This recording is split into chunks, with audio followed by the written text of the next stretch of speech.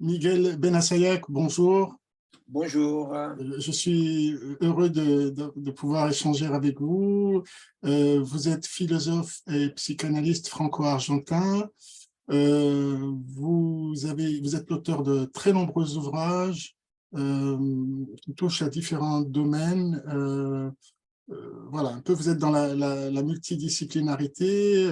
Vous avez notamment, bon, je retiens quelques titres majeurs, c'est Organismes et artefacts, publié en 2010, Cerveau augmenté, homme diminué, 2016, La singularité du vivant, 2017, Fonctionner ou exister, 2018, et puis deux ouvrages en italien sur la complexité en 2020 et 2022. Mais vous avez une bibliographie très riche. Voilà, vous avez aussi travaillé beaucoup avec en collaboration avec d'autres chercheurs.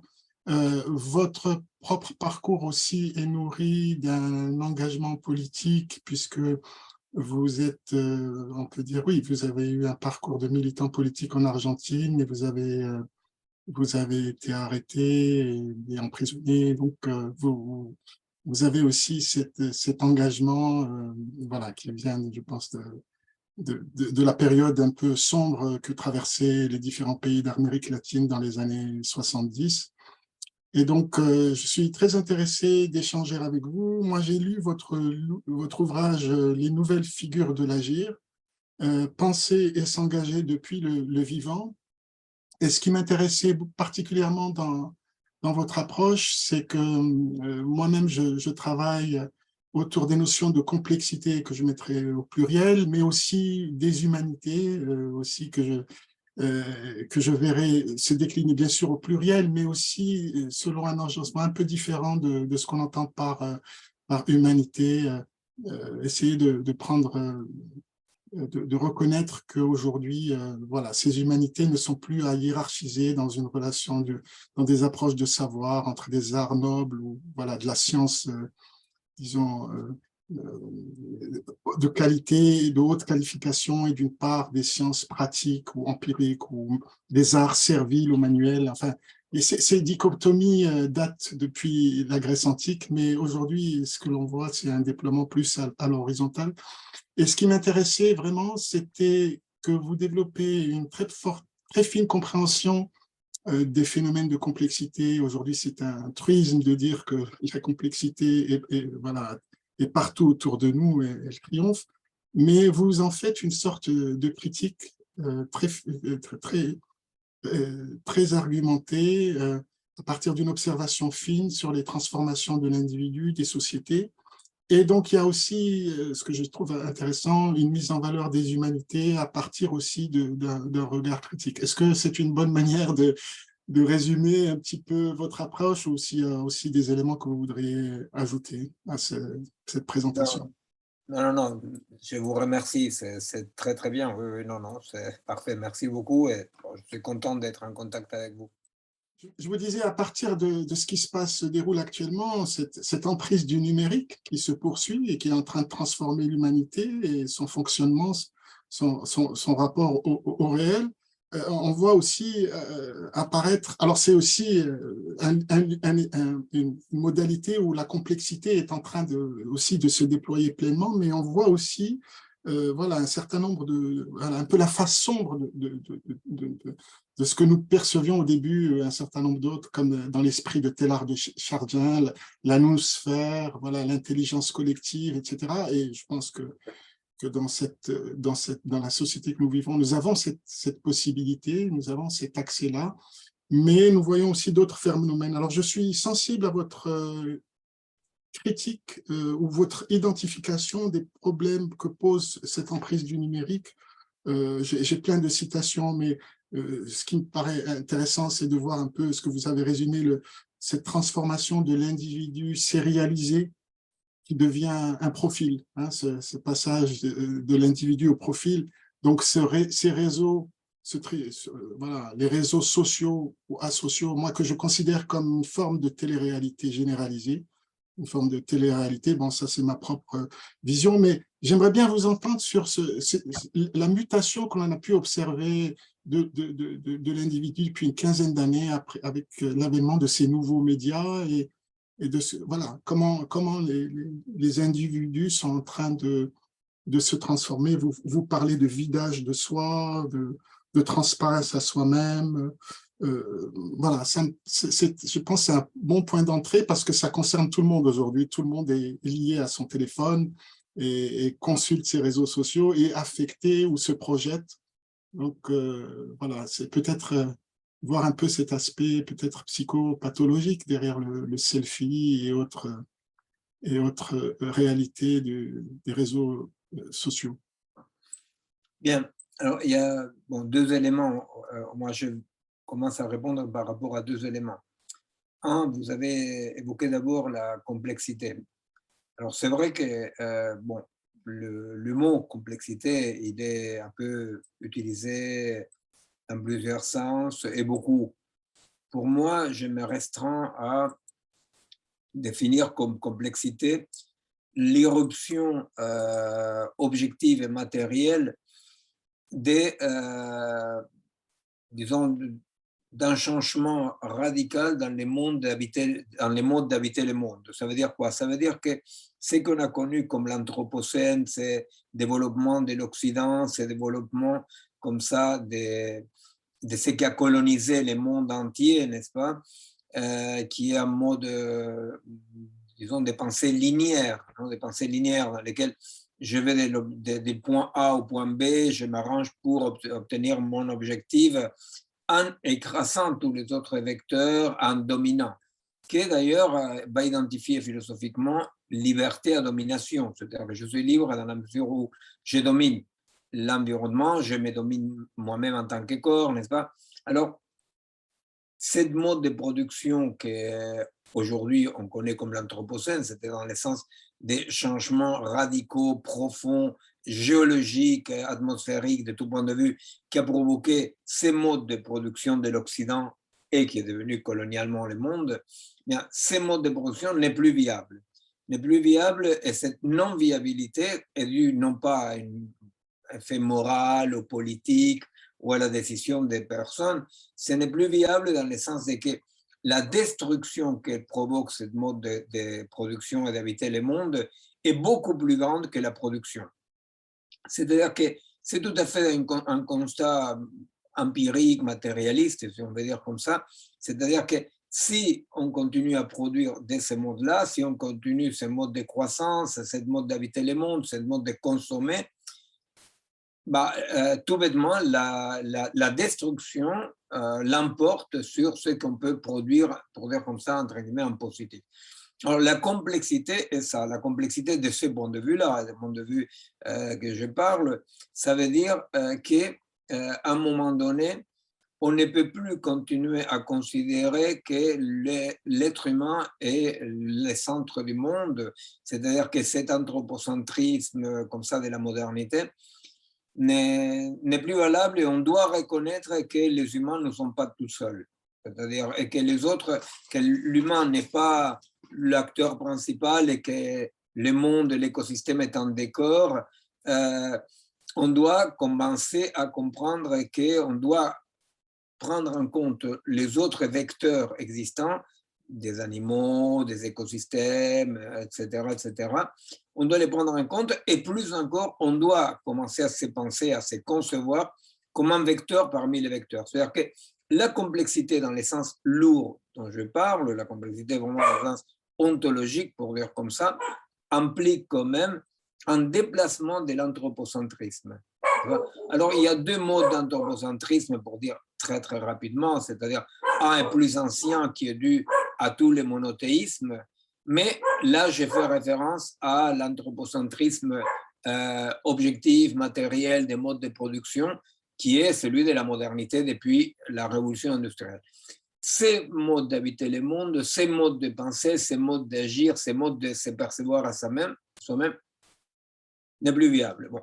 Alors, le deuxième point que vous avez, c'est comme ça, donc, on parle de complexité dans un sens matériel des processus objectifs et non pas comme une méthode d'analyse. C'est-à-dire que la complexité, pour nous, n'est pas une méthode d'analyse. La complexité est l'avènement d'autres vecteurs, d'autres dynamismes qui ne nous permet plus de concevoir de façon anthropocentrique le monde comme un objet séparé de nous que, comme le voulait Descartes, on devrait posséder et dominer. Alors, cette fin de l'humain en tant que sujet, etc., pour nous, c'est ça, l'avènement de la complexité. De l'autre côté, vous disiez la transformation à un niveau plus, pour dire comme ça, personnel. Bah, c'est évident que l'individu, pour le dire comme ça, en disant, comme disait Spinoza, l'individu n'est pas une substance, c'est-à-dire que l'individu n'est pas un être séparé du monde, n'est-ce pas? Ou pour dire avec les mots de Spinoza, nous ne sommes pas un empire dans l'empire, c'est-à-dire que les lois, entre guillemets, de la nature, ce que Spinoza appelle les lois de la nature, on court pour nous comme pour tout le reste de la nature. C'est-à-dire que nous ne sommes pas séparés de la nature. Cette non-séparation de la culture et la nature, non, par-delà culture et nature, non, comme on dirait, n'est-ce pas? Alors donc, effectivement, ça ne peut pas ne pas occasionner des changements énormes dans notre propre auto-perception. Pourquoi? Parce qu'on n'arrête pas de s'apercevoir en permanence qu'effectivement, on se croyait maître et possesseur, individu séparé de la nature, et on se rend compte que non, qu'on est tout à fait dépendant, qu'on est tout à fait déterminé, et la crise du Covid a été une bonne leçon accélérée de ça. La crise de Covid, c'est un épiphénomène par rapport à la complexité. Ce n'est pas central, mais simplement c'est une entrée en matière dans le sens auquel, effectivement, si nous ne sommes plus maîtres et possesseurs, ça veut dire que nous devons accepter qu'en faisant partie de tout, on est soumis aussi à des restrictions, que pas tout est possible. Alors, l'individu là-dedans connaît des changements énormes de son mode d'habiter le monde, effectivement, et des rapports à soi-même. La question est qu'au milieu de cette crise, et au milieu justement du siècle dernier, au moment dans lequel les modes industriels, productivistes, consomméristes du monde qui considèrent la société comme une série d'individus, c'est Margaret Thatcher qui va dire la société n'existe pas, ce qui existe ce sont des individus. Alors, dans sa bêtise, elle a dit la vérité, quoi. C'est ce qu'il ne fallait pas dire, quoi. Et il a dit la vérité. Finalement, pour nous, dans le néolibéralisme, il va dire il n'y a que des individus. Bon, effectivement, ça, c'est sa métaphysique, parce qu'un individu isolé n'existe pas. C'est-à-dire qu'une société sans individu n'existe pas, mais un individu sans société non plus. Bon. Alors, à un moment dans lequel, effectivement, il y a cette crise-là, au milieu du siècle dernier, vont émerger les techniques cybernétiques, pour dire comme ça, c'est-à-dire toute la nouvelle technologie cybernétique qui, paradoxalement, va apparaître comme un nouvel élan au cœur de la crise. C'est-à-dire qu'au moment où, effectivement, l'anthropocène, les modes d'habiter le monde, de consommer, etc., la rationalité occidentale commence à faire de l'eau de partout, commence à montrer ses limites, à ce moment-là va apparaître le monde cybernétique comme ce qui pouvait prendre la relève de la rationalité humaine. Pour le dire comme ça, la raison humaine avait failli parce que Hiroshima, Nagasaki, parce que l'Holocauste, parce que le stalinisme, parce que le désastre écologique. C'est-à-dire que la rationalité humaine, visiblement, n'était pas très fiable. Et à ce moment-là, il y a une conjonction qu'il n'y a pas de cause à effet, c'est-à-dire c'est juste deux combinatoires autonomes qui se rencontrent, n'est-ce pas? Mais la cybernétique va apparaître pour notre petite humanité comme la possibilité de relancer la promesse d'un contrôle.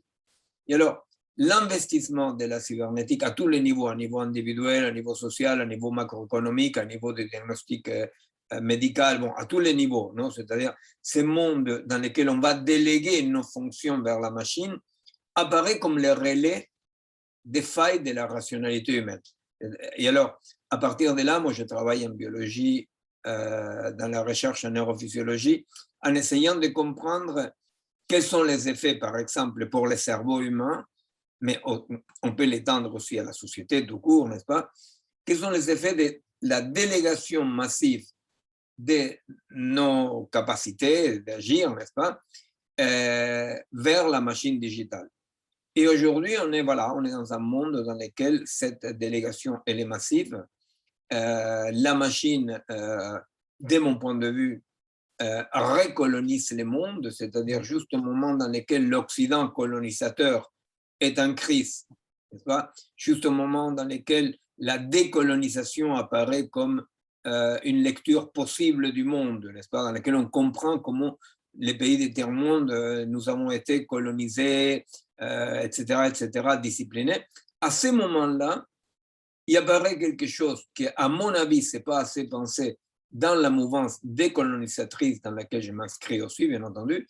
C'est pas assez pensé, c'est qu'il y a un nouveau colonialisme qui est le colonialisme de la technoscience, qui est vraiment, lui, il est triomphant partout. Alors là-dessus, juste une dernière chose, je ne suis pas technophobe du tout, ni technophobe, ni technophile. Je ne pense pas que la technologie, aussi développée, puissante qu'elle soit un danger en soi. Le problème est la rapidité de sa diffusion, de sa adoption, de la délégation de nos fonctions vers la technologie, cette rapidité qui n'a pas permis, qui ne permet pas aux cultures humaines et aux individus d'arriver à une hybridation plus ou moins dans laquelle ils ne soient pas colonisés par la machine. Pour moi, la problématique avec le monde de la grande technologie, c'est une problématique d'une rapidité de colonisation, de diffusion. Et donc, à partir de là, effectivement, la problématique, c'est comment nous pouvons nous coloniser la machine. Mais bon, pour le moment, on est très, très loin, effectivement, comme vous disiez, en parlant des éléments du quotidien, les smartphones, les GPS, etc. Au contraire, nous voyons bien comment de plus en plus nous sommes colonisés par la machine.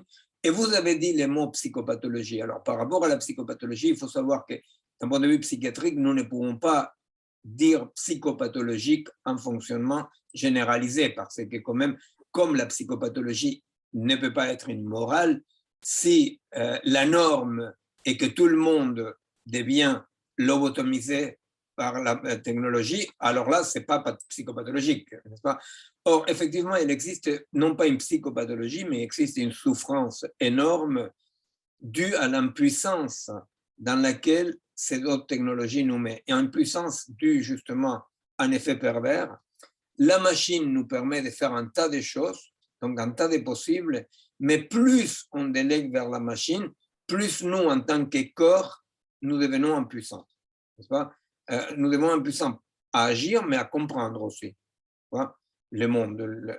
Et ça, c'est un effet aussi de la complexité, non pas ontologique, mais épistémologique. Le monde devient illisible. N'est-ce pas? Bon, sans doute un peu pour répondre à ces deux axes de la façon la plus brève, essayant d'être le plus clair possible. Voilà. Non, écoutez, j'apprécie beaucoup votre éclairage parce que ce que vous avez évoqué dans la première partie de votre réponse, c'est un peu comment cette notion de complexité apparaît par rapport à une vision classique, y compris scientifique, et on pourrait même dire éminemment scientifique, depuis Descartes, Newton, et qu'on sort cette vision d'une vision linéaire, et une volonté de maîtrise, de conquête du réel, l'analyse des parties qui permet de déterminer, de faire la synthèse et d'analyser des tout émergents.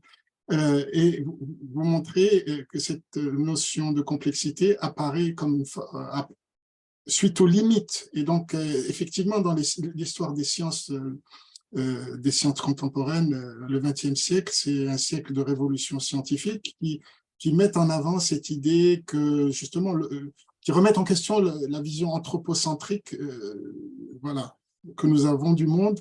L'homme n'est pas au centre de tout, il est un participant. Et donc, cette idée de la complexité met en avant une sorte d'observation participative de ce qu'elle observe. Elle introduit des éléments d'ouverture pour les sciences dans le sens d'une certaine modestie, puisque voilà, d'ailleurs, vous l'évoquez vous-même, la négativité aussi comme condition pour avancer, mais voilà, Gaston Bachelard aussi avait parlé des sciences du non. Donc, on parle de sciences non linéaires, non déterministes. On valorise tout ce qui relève du non-équilibre. Voilà. Donc, ce non, cette négativité, en fait, elle a un côté d'affirmation irradiante et d'ouverture vis-à-vis des sociétés et de leur aussi histoire et culture différentes, parce que les cultures ont aussi appréhendé de tout temps ces aspects de complexité, de multiplicité, de diversité, de singularité, d'universalité. Simplement, elles ne les ont pas mises en équation physico-mathématique, mais les sciences du XXe siècle ont permis d'avancer. Mais ce que je trouve original dans votre éclairage sur cette partie un peu de rapport à la connaissance et de changement un peu entre guillemets, de paradigme, c'est qu'on a eu tendance à associer l'informatique, les débuts de l'informatique théorique, la cybernétique, toutes ces notions, la théorie de l'information, toutes ces nouvelles sciences, hein, comme des sciences aussi, entre guillemets, qui relevaient de cette négativité constructive. Voilà. On a associé ces nouvelles sciences à cette transformation, donc émergence de la complexité. Et effectivement, aujourd'hui, moi, je me posais la question, mais d'une autre manière, mais je rejoignais votre constat, c'est que moi, aujourd'hui, depuis une quinzaine d'années, j'observe et je me disais, mais est-ce que nous ne sommes pas en train de revivre un peu le délire de début de la révolution industrielle, où plus il y avait des cheminées qui fumaient, et plus on pensait que nous allions vers un progrès, voilà, et un monde Oui, d'un point de vue, d'éclairage. Et je me disais, est-ce que le numérique n'est pas en train de produire des cheminées qui fument dans nos têtes, nos esprits, voilà, et qu'on n'a pas encore perçu la toxicité de cette fumée, hein, et on voit plutôt ce nuage, cette nébulosité comme quelque chose d'éminemment positif. Dans votre schéma, vous montrez que, donc si je vous ai bien compris, que la cybernétique, c'est encore quelque part, c'est toujours ce processus quelque part industriel. Bon, vous allez plus loin, vous dites que le numérique, c'est des nouvelles techniques de colonisation. Mais en fait, voilà, vous détachez la cybernétique, qui était aussi la science, elle se prénommait comme ça, du contrôle et science du contrôle. Hein, donc, voilà, aujourd'hui, on voit clairement ces éléments, le contrôle et la manipulation, assistés par toutes sortes d'artefacts numériques. Mais ce que je trouve intéressant, c'est qu'en fait, c'est la poursuite de quelque chose dont on avait reconnu l'échec ou les limites, mais qui se produit et qui se déploie à une nouvelle échelle industrielle. Est-ce que vous êtes d'accord avec cette manière d'interpréter votre propre interprétation? non, je suis tout à fait d'accord avec votre analyse. Alors, ce que je dirais par rapport pour reprendre un peu ce que vous venez d'exposer, je reprends les mots de Rousseau. Non? Rousseau, il dit, avec les progrès, le problème, c'est qu'on voit ce qu'on gagne, mais on ignore ce qu'on perd. Non? Et c'est vrai que ce qu'on perd, on le constate toujours beaucoup trop tard. Non? Alors, si on prend l'exemple de la révolution industrielle, il a fallu au moins 3 siècles pour se rendre compte que les cheminées qui lançaient la fumée n'étaient pas un progrès pour les vivants, pour l'humanité, pour la culture, mais qu'il comportait aussi un grand, grand danger dont aujourd'hui on ne sait plus comment s'en sortir, n'est-ce pas? Moi, il n'y a pas besoin d'être Mathusalem, mais je me souviens très bien à ma jeunesse, comme mon père, pour les militants, par exemple, communistes, disons, moi j'étais guévariste, alors ça a été une différence, on ne s'entendait pas bien avec les communistes, bon, mais ça c'est la vieille histoire. Donc pour les militants communistes qui étaient productivistes, qui étaient la croissance, etc., il y avait ce qu'on appelait la culture des cheminées. C'est-à-dire que nous, les guévaristes, il y avait un côté plus contre-culture, etc., indigéniste. Eux, c'était la culture de la cheminée d'usine, n'est-ce pas? Et alors, pour eux, voilà, les cheminées de l'usine représentaient le prolétariat, et le prolétariat qui allait libérer l'humanité, etc. Bon. Alors, effectivement, aujourd'hui, voilà, on voit ça, on voit qu'avec les progrès, pour reprendre Rousseau, on voit beaucoup trop ce qu'on gagne. On est fasciné par ce qu'on gagne. Non, alors bon, l'autre, il est fasciné parce qu'il peut compter combien de pas fait entre chez lui et le bureau, parce que ils font le rappel qu'il doit se brosser les dents, parce qu'il peut parler comme une sorte de perroquet toute la journée. Les gens sont, il y a une mutation incroyable et les gens sont devenus des perroquets. Ils parlent tout le temps, n'est-ce pas? Bon, il envoyé des SMS. Bon. Alors, il y a effectivement aussi des éléments très positifs, mais la fascination pour le monde algorithmique ne permet pas de voir ce que, espérons, on ne va pas les voir trop tard, non? Parce que la rapidité de diffusion des mondes cybernétiques algorithmiques est 1000 fois infiniment plus rapide que la révolution industrielle. C'est-à-dire que la révolution industrielle, malgré les siècles qui nous séparent du début de la révolution industrielle en Angleterre, aujourd'hui, la plupart de la planète n'est pas industrialisée. En tant que en quelques années, l'ensemble de la planète était cybernétisé, pour le dire comme ça. Alors, moi, je crois qu'effectivement, là, le problème, c'est que, oui, il y a cette fascination, mais moi, ce que je dirais par rapport à votre exposé, non, ce que je dirais, c'est que pour moi, la comparaison que je ferais des mondes cybernétiques, ce ne serait pas tellement avec la révolution industrielle. Il y a un côté, effectivement, comme vous dites, mais pour moi, c'est beaucoup plus profond. Pour moi, le monde cybernétique est seulement comparable à l'invention de l'écriture. C'est-à-dire que c'est vraiment une dimension presque ontologique nouvelle. C'est-à-dire que c'est une nouvelle dimension qui donne une puissance à l'humanité qui est, comme toujours, une puissance tellement grande. On sait bien, une puissance trop grande quand on ne sait pas ni la maîtriser, ni la connaître très bien, et qu'en plus on est fasciné par, elle est dangereuse. Alors, la cybernétique est une puissance qui va acquérir l'humanité. Mais cette puissance, elle comporte des côtés très dangereux. Alors pour moi, vraiment d'un point de vue anthropologique, moi je crois qu'il y a 3 grandes révolutions dans la autoconstruction de l'humanité, qui est la langue, hein, quand l'espèce humaine devient humanité, pour le dire comme ça, c'est-à-dire comment émerger la langue, non? Alors, tous les animaux ont des langages, des proto-langages, tous les animaux communiquent, même les mondes dits végétaux communiquent effectivement, mais la langue en tant que combinatoire semi-autonome, symbolique, etc., la langue émerge à un moment donné, et là, je crois que c'est le saut de l'espèce humaine à l'humanité. La première grande révolution, c'est la langue. La deuxième grande révolution, c'est l'écriture. Et la troisième, c'est la cybernétique.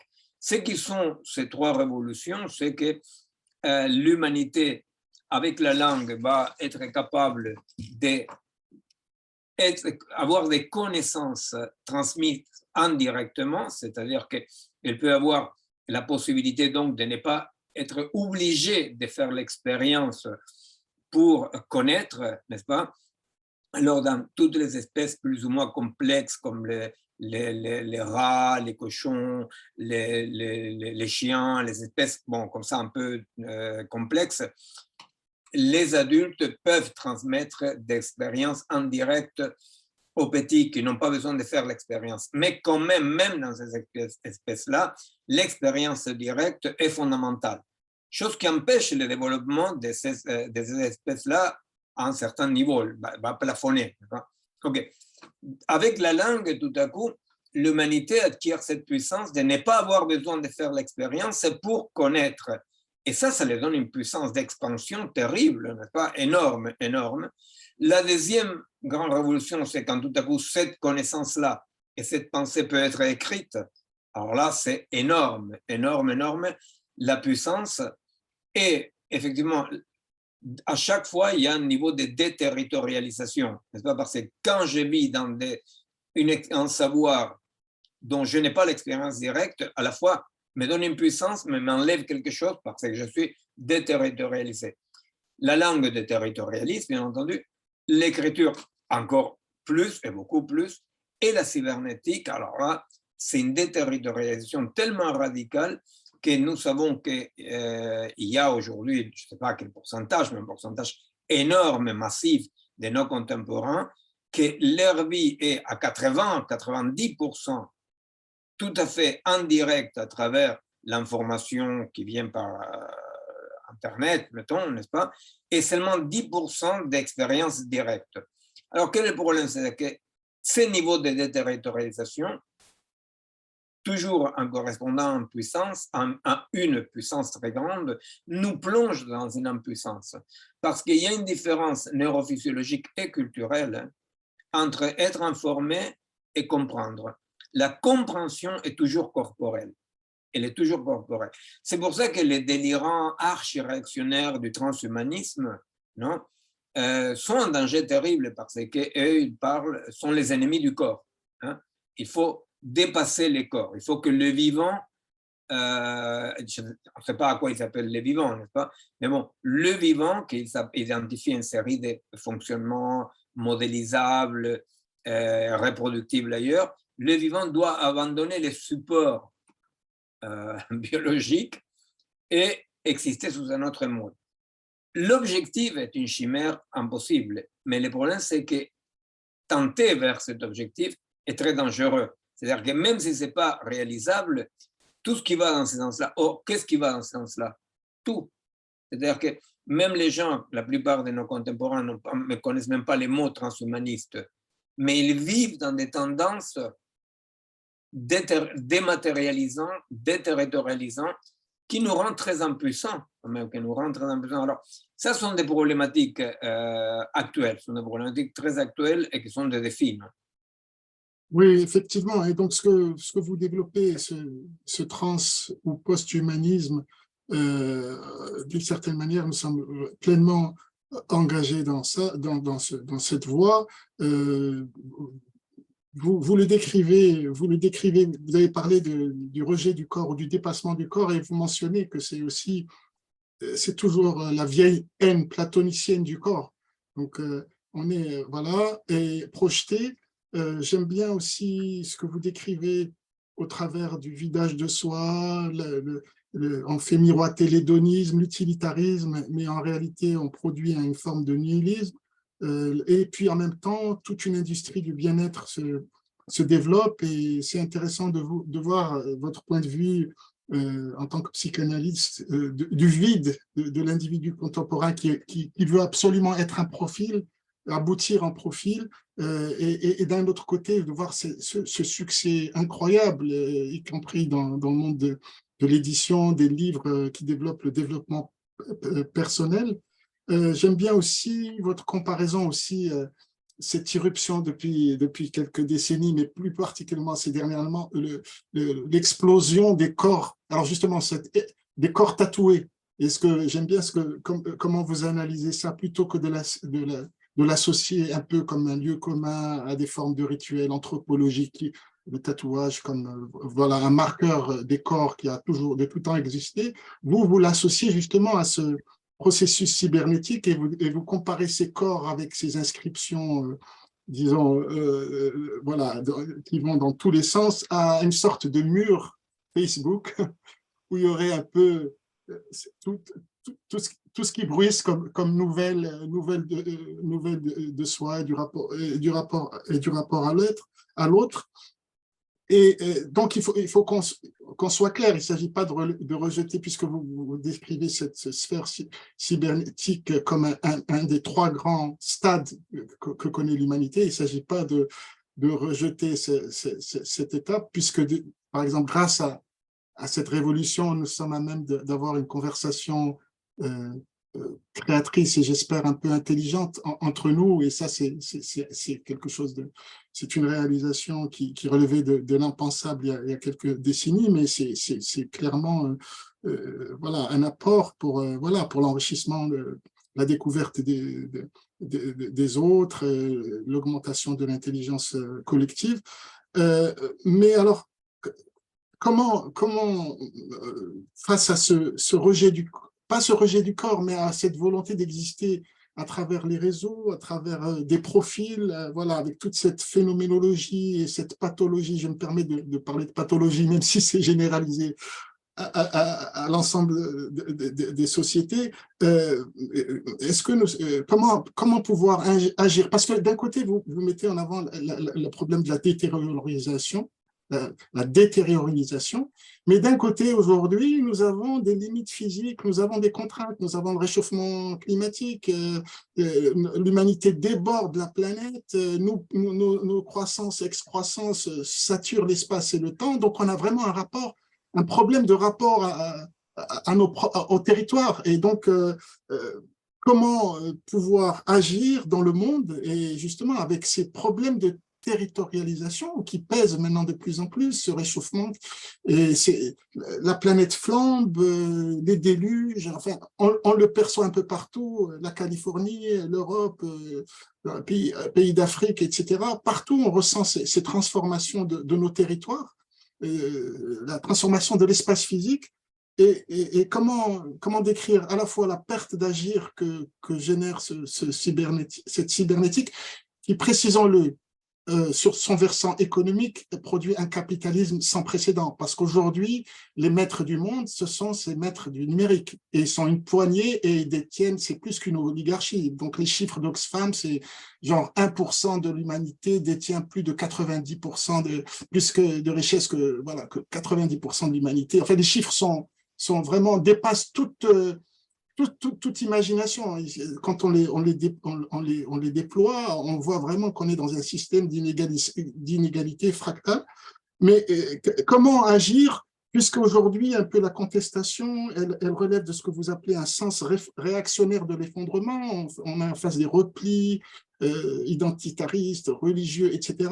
Les gauches révolutionnaires, on a constaté leur échec. Et selon vous, comment agir dans ce monde où, d'un côté, la complexité triomphe et où le cybernétique engage les voix, engage la plupart d'entre nous dans un transhumanisme qui nous fait oublier le corps, les territoires, la physicalité du monde? Alors, bon, d'abord, pour revenir à une partie de ce que vous dites, effectivement, je ne suis pas technophobe, je le disais, hein, c'est-à-dire on ne peut pas regarder le futur avec un rétroviseur. Hein, alors donc, voilà, la technique, la haute technologie, elle est là, c'est une réalité. La question, c'est qu'est-ce qu'on fait avec?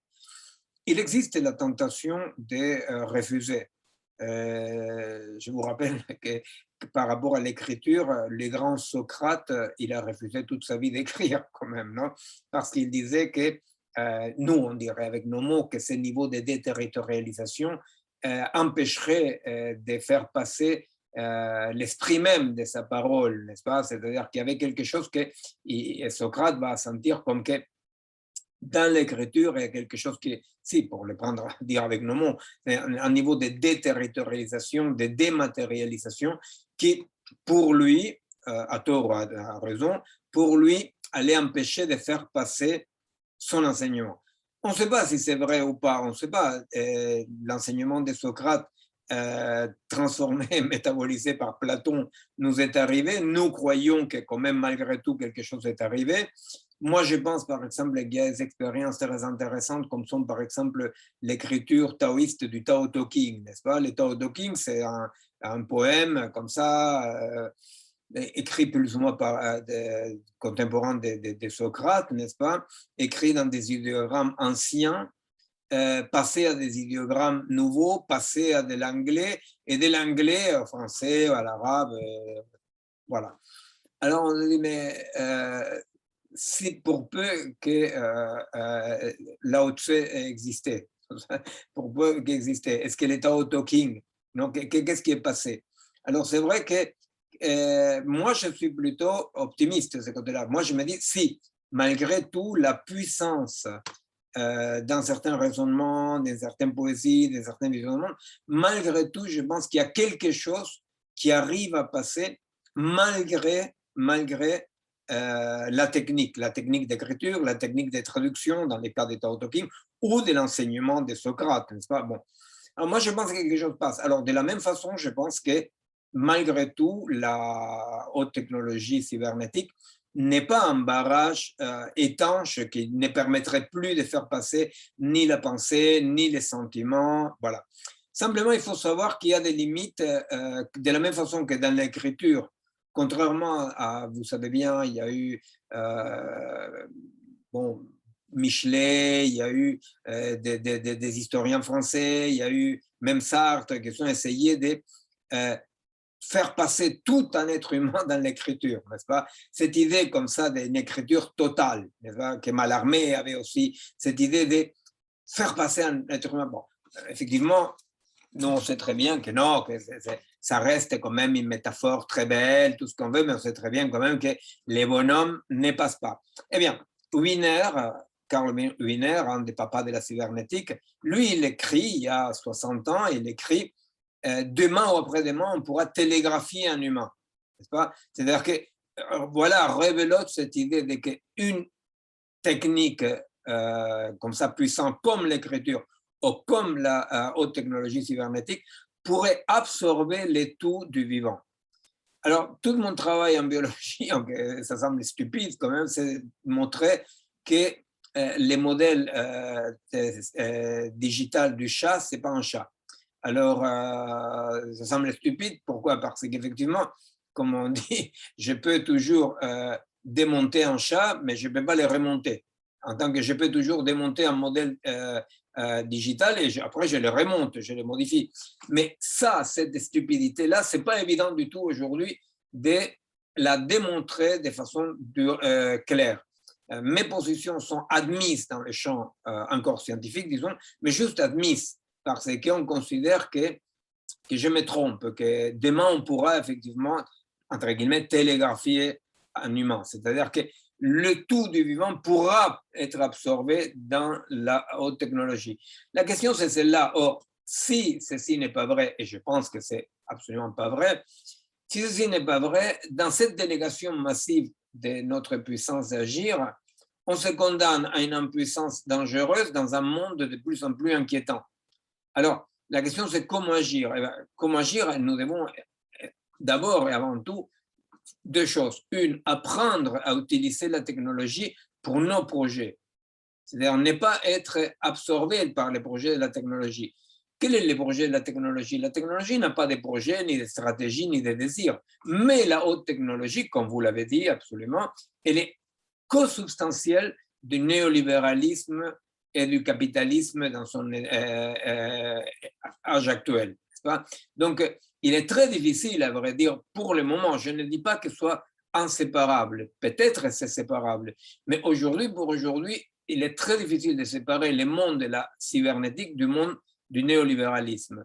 Je crois que c'est possible. Mais pour le moment, ce n'est pas si évident ça. Savoir avec que les modes de modélisation correspondent à une discrétisation mathématique par rapport à un découpage du vivant. Bon, ce sont des détails plus techniques, disons, mais pour un tas de choses, n'est-ce pas, je pense qu'effectivement, nous avons intérêt à faire cette différence et à récupérer notre capacité d'agir. Alors, le premier pas dans votre préoccupation, qui est la mienne absolument aussi, qui est de dire, mais comment on agit, comment on fait face au désastre actuel, face à ce qui nous convoque aujourd'hui, n'est-ce pas? Eh bien, le premier pas, c'est qu'il est urgent de connaître la singularité du vivant par rapport à la puissance de la machine, non pas pour rejeter socratiquement la machine, mais pour la coloniser. Mais le deuxième pas, et celui-là, il est très, très compliqué, il est plus compliqué que le premier, c'est arriver à avoir une vision non anthropocentrique du monde. Alors, l'anthropocentrisme, comme je disais tout à l'heure, n'est pas du tout le produit de la révolution industrielle, puisque l'anthropocentrisme vient quand même des trois grands monothéismes, n'est-ce pas? Donc, alors, comme moi je suis latino-américain, j'ai l'expérience et la connaissance de comment des cultures non anthropocentriques peuvent exister. Il ne s'agit absolument pas de faire l'apologie du bon sauvage, ça c'est stupide, c'est crétin ça. Simplement, c'est important de savoir que c'est possible de vivre d'autre façon qu'en se sentant le centre du dispositif. Alors, c'est que toutes ces cultures qui ont été écrasées par le colonialisme et qui malgré tout continuent à exister très, très menacées, n'est-ce pas? Parce que la majeure partie des populations indiennes de l'Amérique latine ne vivent plus de cette façon-là. Ils vivent dans une sorte de banlieue de la modernité, écrasée. Mais quand même, ça subsiste encore des communautés qui habitent d'une autre façon. Il ne s'agit certainement pas de tomber dans la stupidité d'aller embrasser les arbres et jouer à l'Indien à Paris ou faire les yogis à New York, n'est-ce pas? Il s'agit de comprendre ça dans le sens plus profond de qu'un mode d'habiter la planète et des rapports à soi-même non anthropocentriques est possible. Alors, une fois qu'on a dit ça, c'est très beau. Simplement, nous, les pauvres crétins des citadins, n'est-ce pas? Les pauvres, comme ça, producteurs de poubelles. Nous qui pensons, nous qui avons vous savez, c'est la culture de tirer la chasse. Vous voyez, on tire la chasse. On consomme, on tire la chasse. Et tout à coup, on tire la chasse. Et tout à coup, boum, non, la merde nous revient dessus. C'est-à-dire, on se rend compte que non, qu'on ne tirait pas la chasse du tout. Que la fumée des cheminées, que la fumée de la voiture, que les modes de consommation, etc. C'est pas qu'on tirait la chasse et ça partait vers les néants. Bon, alors le problème, c'est qu'effectivement, existe, non pas historiquement, mais existe aujourd'hui des modes non anthropocentriques de vie, sauf que à quoi ça ressemble un mode non anthropocentrique de vie dans les grands Babylone, ça, on n'a aucune idée, parce que le problème, c'est que l'individu, c'est pas un être humain et un être humain. L'individu, c'est les immeubles, les voitures, les banques, c'est-à-dire que l'individu est un mode de société, tout à fait au contraire de ce que disait la Thatcher, n'est-ce pas? L'individu est un mode de société, et c'est là où nous ne pouvons pas dire je vais embrasser les arbres, je vais dire bonjour aux oiseaux, je vais manger bio pour sortir du mode individuel de vie. N'est-ce pas? Sortir du monde individuel de vie signifie une mise en cause radicale de cette matérialisation de l'individu qui est nos Babylone. Oui, effectivement. En tout cas, vous avez dit quelque chose de très important concernant le rapport à cette couche, à cette sphère numérique ou bien cybernétique, c'est qu'il faut l'utiliser pour nos propres projets et ne pas que nous soyons utilisés dans le projet de la technologie, ou pour le dire plus simplement aussi, c'est que nous avions accueilli la technologie de l'information pour ce qu'elle est nous libérer, mais en fait, nous sommes asservis, et en fait, il s'agit qu'elle nous serve. Et donc, c'est inverser ce rapport. Et donc, comme le temps file, mais il faudrait probablement une autre séance pour compléter notre entretien, mais je vais aborder peut-être vraiment la dernière partie. J'ai deux points sur lesquels je voudrais que vous réagissiez pour conclure cet entretien. C'est d'une part, qu'avez-vous pensé durant les années 2010, voilà, la décennie 2010, de tous ces mouvements sociaux qui se sont développés au début, ce qu'on a appelé le printemps des peuples arabes, mais après, très vite, c'est allé aussi en Europe, Occupy Wall Street, Occupy London, des jeunes, un peu partout en Amérique latine, un peu en Hong Kong, en Turquie, enfin, un peu partout dans le monde, on a vu des jeunes très bien formés, avec des horizons professionnels vraiment semi-teintes, des gens plus ou moins sans perspective de travail, mais bien formés, très exigeants, très revendicateurs, non violents dans la majorité, et qui aussi utilisaient, on a beaucoup parlé de l'usage de ces réseaux sociaux, de cette technologie comme un moyen de synchroniser les consciences.